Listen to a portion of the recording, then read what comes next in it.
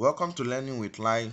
Today we'll be talking about algebra and we'll be looking at addition and subtraction sentences. If we take a look at some basic arithmetic like 5 plus 2 is equals to 7, 8 minus 5 is equals to 2.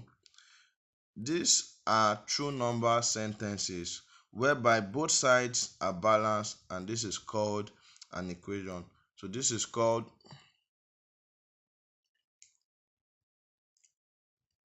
true number sentences or equation.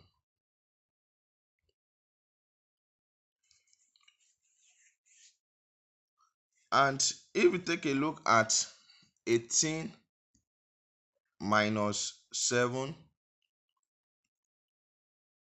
is equals to 12, we would actually see that this is wrong or a false sentence, because this is not a true number sentence and we can't call this an equation. So the right answer for this to make it a true number sentence is when we have 18 minus 7 is equals to 11, and this is correct, and this is an equation.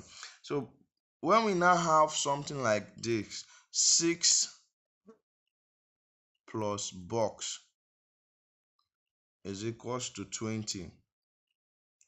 The box represents an unknown number which can make this sentence to be true.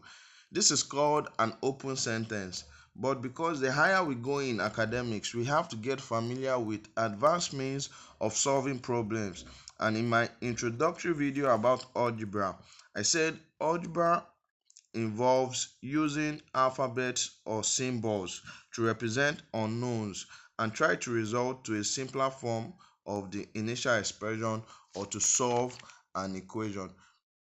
Presently, this is an open sentence which we need to know the missing value that should be in this box.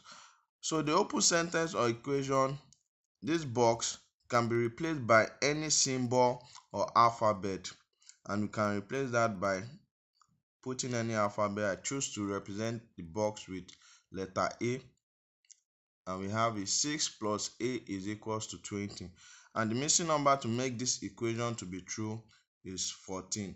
So therefore we can say that A is equals to 14, or I can put in 14. So all what has changed or evolved is we are moving away from using box to represent unknowns.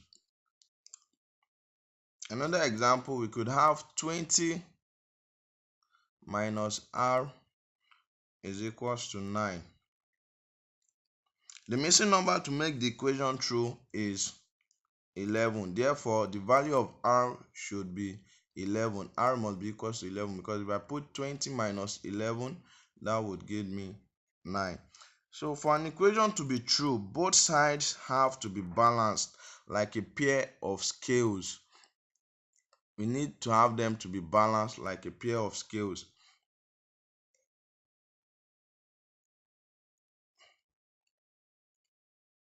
Let's take, for instance, I have this scale.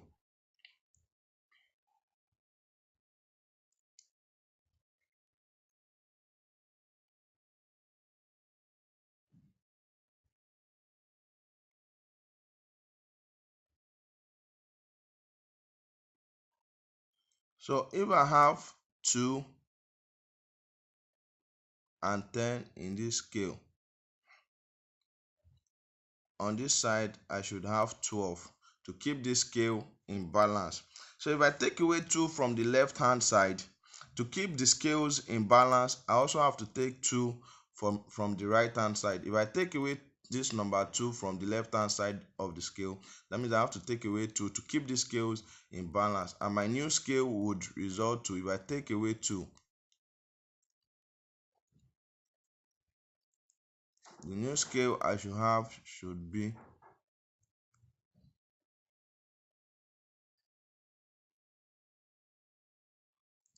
I'll be having 10 on this side, and I'll be having 10 on this side.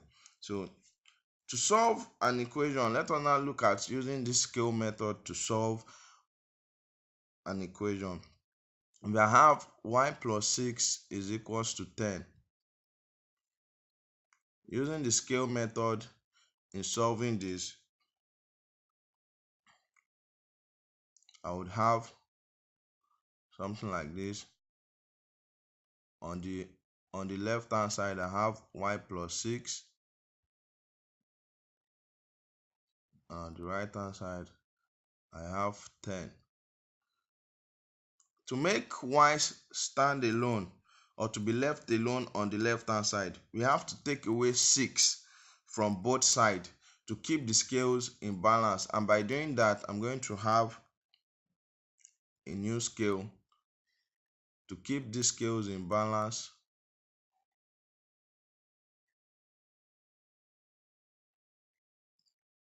Just like as we did on the first side, for us to make 10 to stand alone on the other scale, I had to take 2 on the left hand side away and also took away 2 from the right hand side. Same here, I'm going to do the same, taking away 6 from the left hand side, and that would be y. And if I take away 6 from the right hand side, and I'll be having 10. So that means for these scales to be in balance, that means y must be equals to 4. We can solve this in the written form by having y plus 6 minus 6 is equals to 10 minus 6. And our final answer, 6 minus 6, that will be 0. So y plus 0, that will be y equals to 10 minus 6 is equals to 4. So we can also look at another example solving with the scale method. And when we have k minus 13 is equals to 4. To make k alone on the left hand side, we must add 13 to both sides of the equation. And we're going to see that if we have our scale, this is all what we have on this side.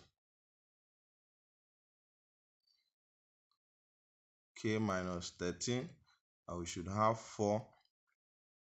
For us to make k to be left alone on the left hand side, we have to add 13 to the left hand side of the equation and also 13 to the right hand side on the equation. And why are we doing that? If we can recall, using the number line, minus 13 plus 13 is 0. Anytime you have the same amount of positive number and the same amount of negative number on one side, is going to recall or give us 0. So by doing that, this would be our new scale would be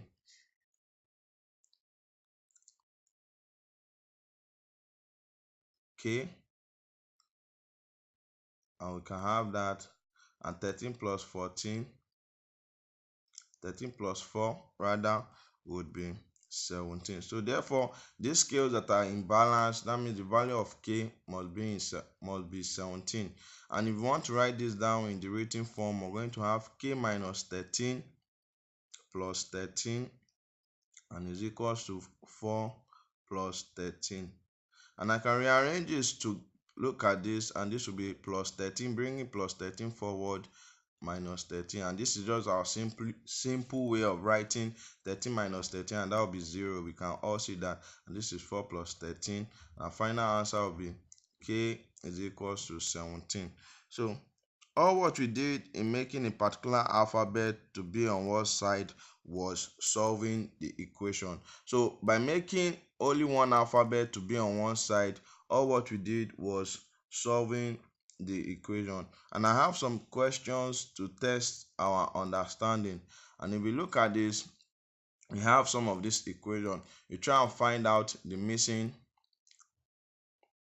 numbers or the unknowns, which are now represented by alphabet, because in algebra we use alphabet or symbols to represent unknowns or missing numbers. So these are the questions, and I will show us the answers right down below.